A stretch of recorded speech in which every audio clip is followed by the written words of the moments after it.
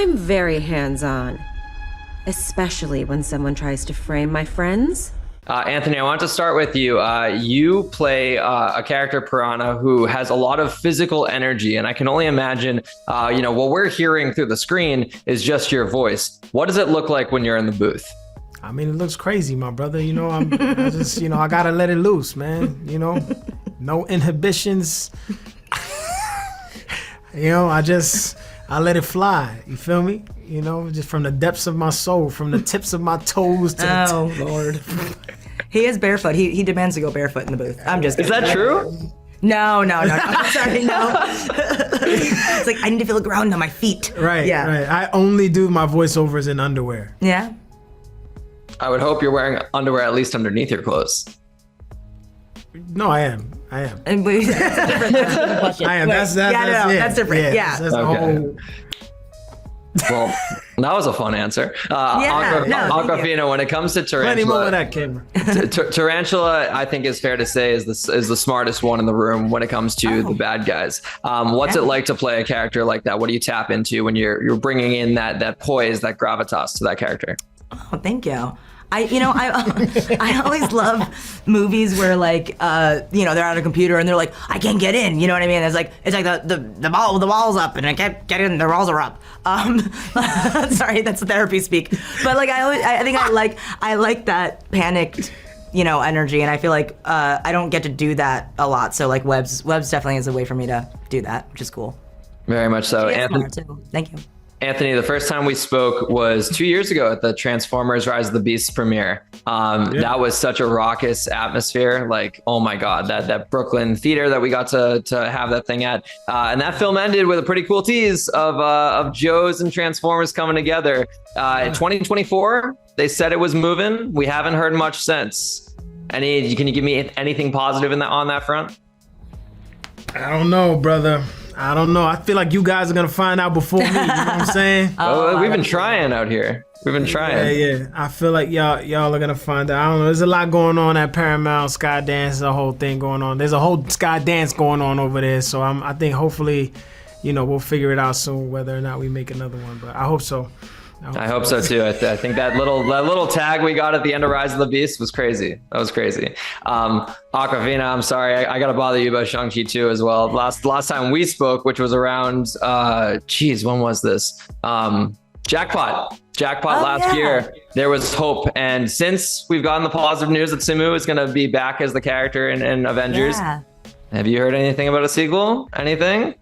I wish I did. I'm so sorry. I mean, I literally just don't know the status of it, but I'm so glad that I was really happy to see Simu was, in the new one, and I'm a huge fan of Shang-Chi as a character. So yeah, it's cool. I will let you know.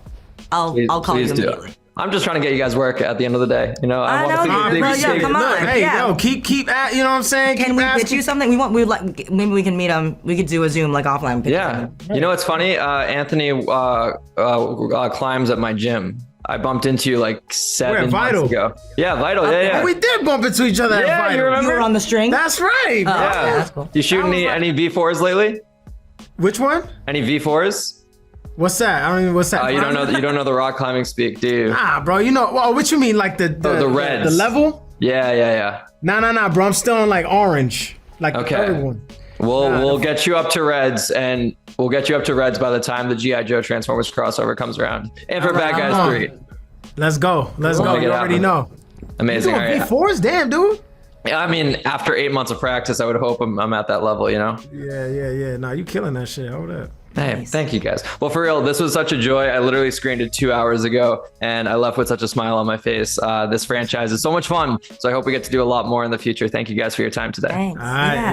Yeah. Good to see you, brother. Bye. What I love about the Bad Guys franchise is, sure, it might be marketed towards children, but there are some real adult themes, especially in the sequel. And something that really stuck with me is this idea of, does change actually happen if no one else believes it has happened for the person who's attempting to change? Can you talk to me about playing with that idea and what it was like to go with this group of the bad guys, and specifically with Wolf, having him go down that rabbit hole and trying to evolve as a person, as a being, despite the fact that people around him are a little skeptical?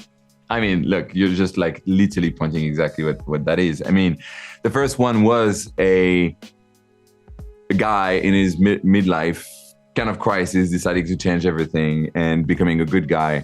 I mean, that's a metaphor, obviously, for many other reference to change itself, but we're definitely talking about change. And I think on this one, what's very interesting is like, he's a change character who's experimenting what it is to live this new life and realizing it's not that easy. And realizing, to your point, nobody believes that he changed, or nobody quite trusts that he changed because he's an ex-con, because he's an villain and everything.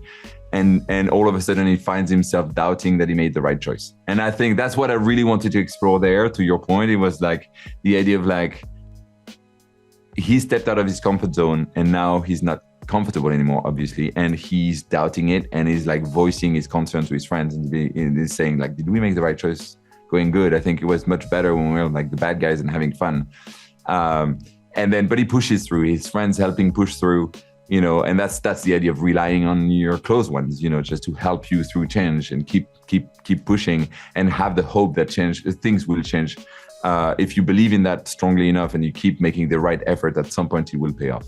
Yeah, I think it's very powerful too, because in the age of social media, there's a lot of necessity people feel, especially myself. I'll call myself out. If I didn't post about it, did it really happen? And it's like, no, sometimes you can have those wins for yourself as long as you believe that. By the way, that's all that matters. To what you're saying is like, yeah, the wins are for yourself. That's your life. That's your own life. Nobody else is gonna live it. So, like the opinions of others, great, need them sometimes, but not only. It's all about trusting who you are and just making a life for yourself, right? So, and I think that's what Wolf, in a way, is so attached to the opinions of others, as opposed to and what others think. He wants to belong desperately. He wants to be, and this is why at the end we manage to manufacture an ending when the opinion of others don't matter anymore. Yeah, damn, we're getting deep here, Pierre. I love this. I know. We think about these things. Absolutely. I have a spoiler question I'll save until after release in terms of publishing this, but I have to ask you about that post-credit scene. You told my friends at Collider that the third movie is in early development. Marmalade said he's going home. Are these creatures from a different planet out here? Am I reading too much into this? Did you read the books? Not all of them. There you go. Well, read the books, you'll see. Yes, it is from different planet. Yeah. So you can expect a little bit of a sci-fi element in the next one, if there is a next one. Gotcha, because it seems like each movie has gone bigger than the last one. So this one, you want to go interplanetary. Potentially.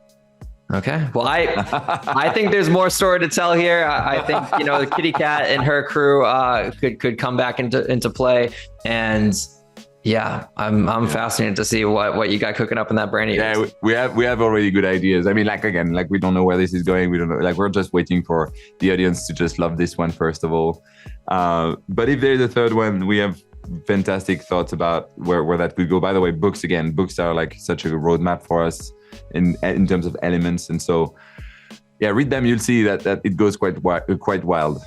Okay, well, I don't want to spoil it for myself just yet. I'm enjoying getting all the surprises on the big screen. We're not following the storylines per se, but elements of it. Gotcha. And then I'll wrap with this quickly. The last one came out in 2022, and this franchise reminds me a lot of the Kung Fu Panda movies in terms of the ensemble that you've made up in terms of the creatures.